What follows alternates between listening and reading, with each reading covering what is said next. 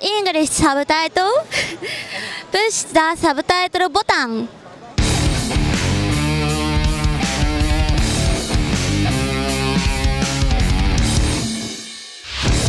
Hallo zu einer neuen Reptil-TV-Folge. Mein Intro-Tierchen probiere ich heute hier anzulocken, unser Albino Mississippi. Wir probieren den in letzter Zeit ein bisschen so ans Futter zu gewöhnen, dass wir den so aus der Pinzette füttern können und das heute als Intro mal zum Zeigen. Ne? Also der reagiert recht gut auf das Klopfen.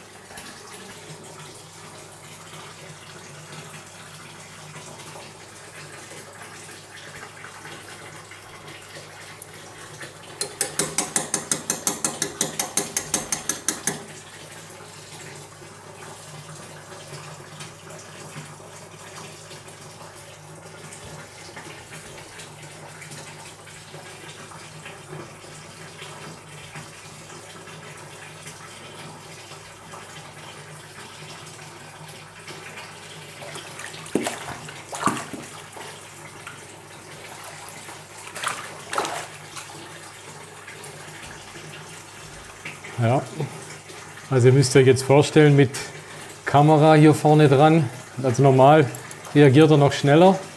Also gerade das Geräusch, das kennt er, das verbindet er mit dem Futter, kommt er hierher. Und ich war jetzt auch mal gespannt, ob es funktioniert, weil mit der Kamera und allem ist er natürlich einerseits gehandicapt, andererseits hat er Hunger und will das Futter und hat zum Glück auch gut funktioniert. Unser Thema heute: Es ist Schlupfsaison, die hübschen kleinen Königspython sind am Schlüpfen und jetzt ist die Frage, wie nennt man die Tiere, wie heißen die Tiere? Ne? Wir wissen, was drin steckt. In dem Fall hier ist es Piebald Highway. Der Highway ist Yellow Belly Gravel. Ne? Und in dem Fall haben wir ein Clown Bongo Super Pastel. Clown Bongo mit Super Pastel steckt hier drin. Wie nennt man die? Es macht ja sicherlich Sinn, dass man da irgendeine einheitliche Benennung findet. Ne? Wenn jeder die nennt, wie er will, der eine sagt Highway Pied, der andere sagt Pied Highway, der nächste sagt Piebald Gravel Yellow Belly. Jeder sagt was anderes. Keiner weiß, was gemeint ist. Man muss es ja irgendwie zuordnen können. Ne? Oder noch extremer, wenn ich jetzt in einem Buch, ne? Also dadurch komme ich eigentlich auf die Problematik, als ich mein Königspython-Buch geschrieben habe, habe ich mir überlegt, wie benenne ich die einheitlich, dass es Sinn macht, dass man zum Beispiel im Inhaltsverzeichnis auch wirklich das Tier findet, ne, was jemand sucht. Weil jetzt wenn ich jetzt nach dem hier suche, Piebald Highway, suche ich unter P wie Piebald, suche ich unter H wie Highway oder suche ich unter Y wie Yellow Belly, muss ich ja ein System drin haben und genauso bei dem Clown Bongo Super Pastel. Gibt es dann verschiedene Ansatzmöglichkeiten, wie man das machen kann. Das Ganze, man kann es einfach alphabetisch sortieren, man kann es dominant rezessiv sortieren und auf die Punkte will ich jetzt genauer eingehen. Im Moment macht jeder, was er will. Wie gesagt, es kann der Highway Piebald oder Piebald Highway oder was Pied Highway oder was auch immer sein. Glaube ich, macht keinen Sinn. Letztendlich denke ich, überlege ich mir 4 Möglichkeiten, die es gibt. Die erste Möglichkeit ist, dass ich es einfach alphabetisch sortiere. Ne? Also in dem Fall habe ich Gravel Yellow Belly Piebald. Könnte ich jetzt sortieren in Gravel Piebald Yellow Belly. Ne? G kommt vom P und P kommt vom Y. Ja? Gravel Piebald Yellow Belly. Oder wenn ich den Namen Highway belassen will, das macht es natürlich nochmal gleich ein wenig schwieriger, aber dann wäre ich immerhin beim Highway Piebald. Ne? Das H kommt vom P, deswegen ist ein Highway Piebald. Und in dem Fall habe ich Clown Bongo Super Pastel, also fangen wir mit dem Bongo an. Bongo, Clown, Super Pastell. Ne? Also das oder Pastell Super eigentlich, wäre noch richtiger. Ne? Dann wäre es alphabetisch geordnet. Das ist eine Möglichkeit. Dann würde es zumindest jeder gleich machen. Und ich wüsste, wenn ich sowas suche, muss ich unter B wie Bongo beziehungsweise in dem Fall unter G wie Gravel suchen, weil es von den Zutaten her alphabetisch als erstes kommt. Ne? Das wäre die Möglichkeit Nummer 1.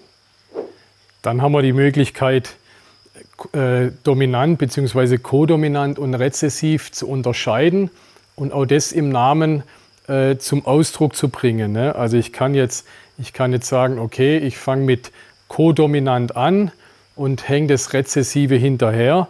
In dem Fall haben wir ein Lesser Clown, ja, das ist ein Lesser mit Clown, also ist ein Lesser Clown.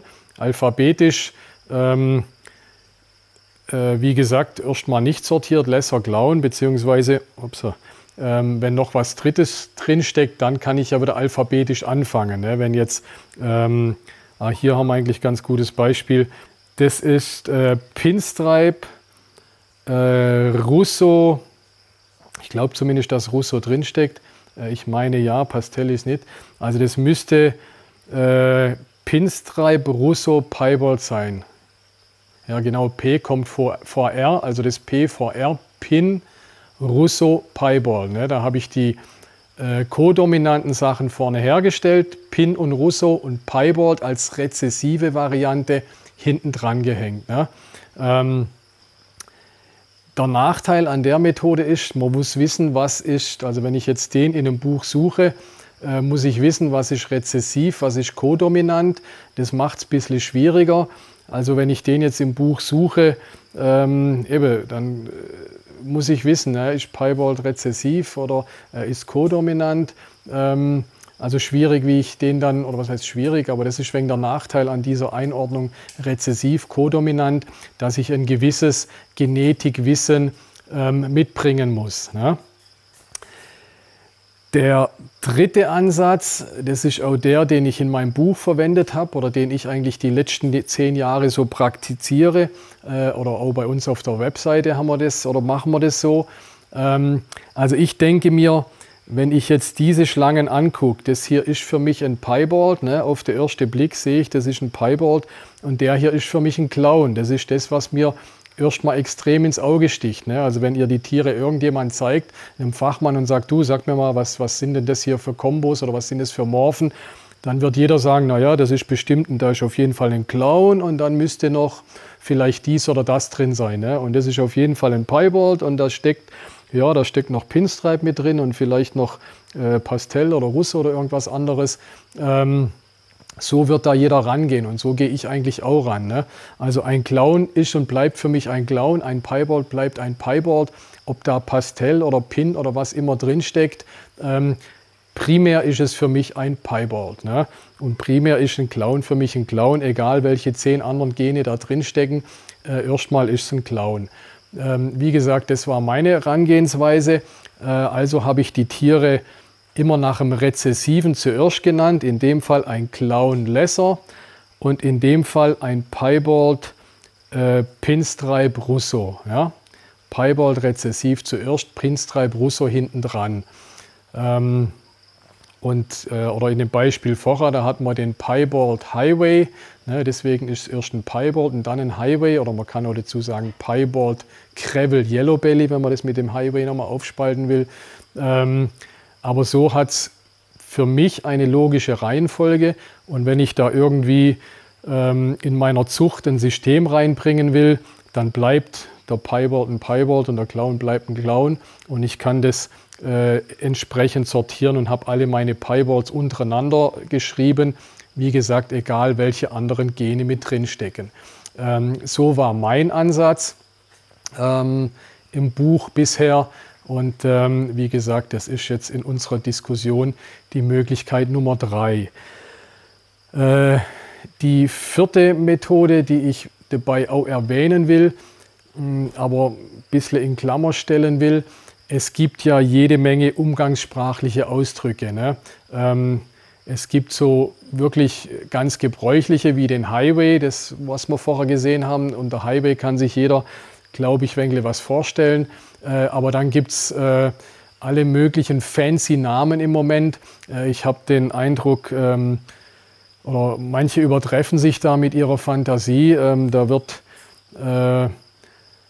jetzt als Beispiel der Pinto Pied ist ein Piebald Russo, ne? Heißt Pinto Pied. Das wusste ich lange auch nicht, beziehungsweise muss ich dann auch immer nachgucken. Denke ich, ja, Pinto Pied, was ist denn das? Muss ich erst mal googeln.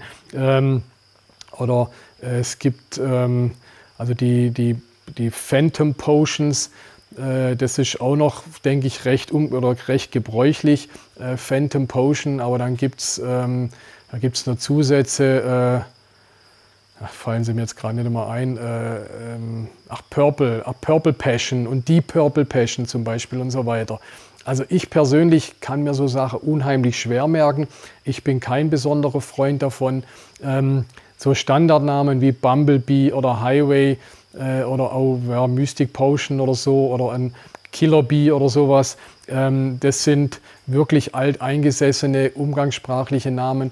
Die finde ich okay und gut, aber ich bin kein Freund davon, irgendwelche fancy, zum Teil martialischen, coolen Namen zu erfinden für eine neue Morph. Also das ist nicht meine Herangehensweise.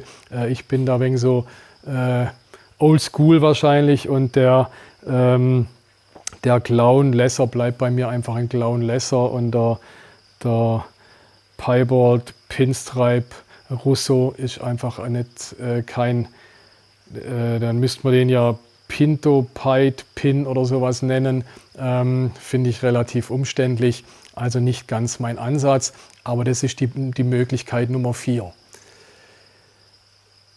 Diese 4 Sachen wollte ich euch aufzeigen hier.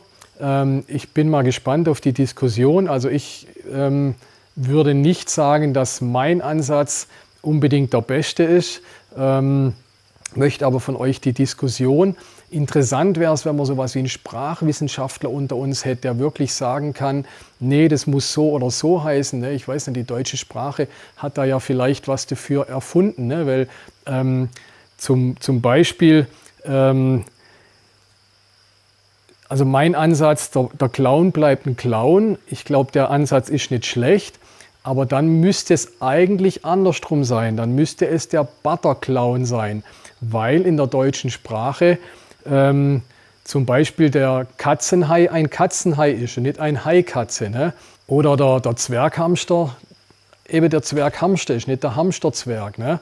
Also das, von dem her müsste man es eigentlich andersrum machen. Das Shetland Pony ist ein Shetland Pony, nicht ein Pony Shetland. Oder die Prachtschmerle aus der Aquaristik oder den Schleierschwanz-Guppi, ne, ist der Schleierschwanz-Guppi, nicht der Guppi-Schleierschwanz. Ne? Also kann auch sein, dass die deutsche Sprache das eigentlich anders will, dass das Wichtige sozusagen oder das Hauptmerkmal hinten dran steht und die Farbe sozusagen, ne, in dem Fall ist ja der Butter ein wenig mehr die Farbe vorangestellt wird. Ne? Also der Blaupinguin, also es gibt keinen Blaupinguin, ich meine jetzt nur als Beispiel, ne? Nicht der Pinguin blau, sondern es ist dann der Blaupinguin. Also von dem her kann auch gut sein, dass mein Ansatz, den ich bis jetzt hatte, an sich nicht schlecht ist, dieses Merkmal Clown als Alleinstellungsmerkmal, aber dass man alles andersrum machen muss, wie es ich jetzt jahrelang gemacht habe. Also da kommen mir in letzter Zeit immer mehr Bedenken und der Piebald Pinstripe eigentlich doch eher der Pinstripe Piebald ist. Wie gesagt, ich bin unheimlich gespannt auf eure Diskussion. Wir können ja vielleicht auch sogar darüber abstimmen, was vielleicht auch toll wäre, wenn wir da wirklich eine gewisse Vereinheitlichung schaffen.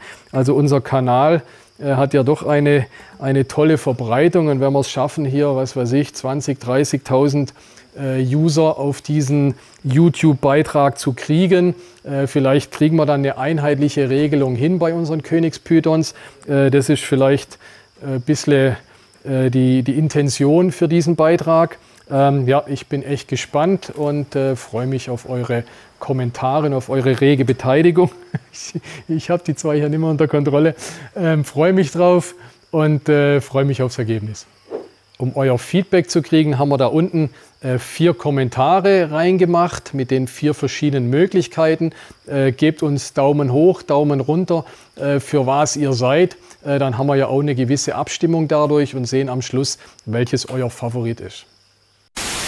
Wenn euch Reptil TV gefällt oder wenn euch Reptil TV hilft, freue ich mich. Das ist meine Intention, deswegen mache ich diese kostenlose Filme.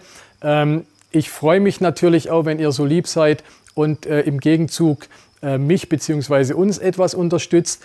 Zum einen, wenn ihr Terraristik-Produkte braucht, freue ich mich, wenn ihr sie bei uns bei M&S Reptilien kauft. Abonniert bitte den Channel, das hilft uns auf jeden Fall weiter. Macht die Glocke an, dann tut es immer aufpoppen, wenn ein neuer Film kommt. Und dann haben wir euch noch ein zufälliges Video und das letzte Video, wenn ihr noch mehr von Reptil TV sehen wollt.